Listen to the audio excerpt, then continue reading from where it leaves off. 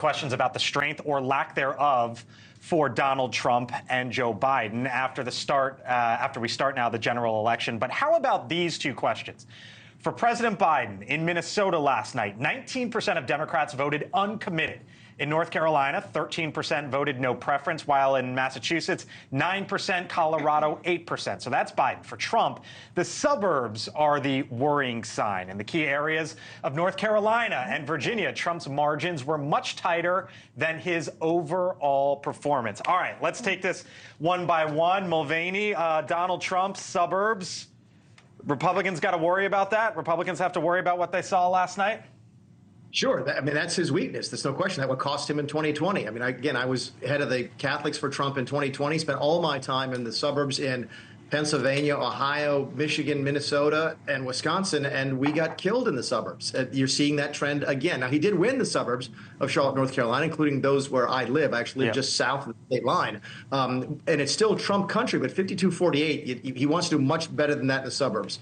North Carolina is a state that I don't think is a swing state, but because it doesn't have as many suburban voters as Virginia did. I think Steigerwalt went to that last night on the Super Tuesday special. So North Carolina is not as much at risk, but he'd like to do a lot better in the suburbs than he is. A lot are shaking his head here.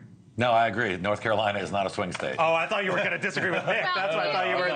We will certainly have a competitive gubernatorial, which will motivate some of the Democrats. Going back to what Jason Palmer was saying, he's not wrong that us not having a competitive primary is driving people to stay home. And even in that case, he won 51 votes. The total vote total was 91 in American Samoa. All right. Last time it was 400. What about President Biden? Uncommitted, Johanna. 19% Minnesota, 9% Massachusetts, 13% North Carolina, 8% Colorado. The Palestinian activists have been very effective at messaging. More effective, I would argue, than the Haley communications team, because last time around, we had 200,000 people in North Carolina vote for uncommitted against President Obama. So it's not actually that big of a number. How big is this a problem? How big? I think in North Carolina, we do have everything Mick said is right, but there is that candidate choice, and Jonna alludes to this.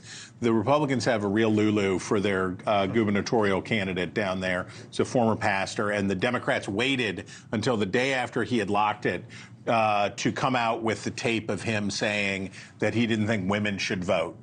And so that gives you a taste of how that race is going to be. So sometimes you do have down ballot that splurps up to the top. North Carolina is going to be a competitive state. However, how wide the margin, it was the closest state that Trump won last time. Trump, if he does very well in North Carolina, will win it by 1.5 points instead of 0.5 point. Okay. But that would be, 30,000 votes. That would be a lot. For Biden, Trump helped him out enormously with the protest vote because as soon as he took the stage, what did he say? We want the Israelis to finish the job. Finish the job. So anybody in Minnesota who's like, well, I might not vote for Biden because he's too tough on Hamas, Donald Trump was like, don't worry, I got it. By the way, you know what tomorrow will be? 243 more days of this between Trump. You're bumming me out, man. You got to have some better vibes.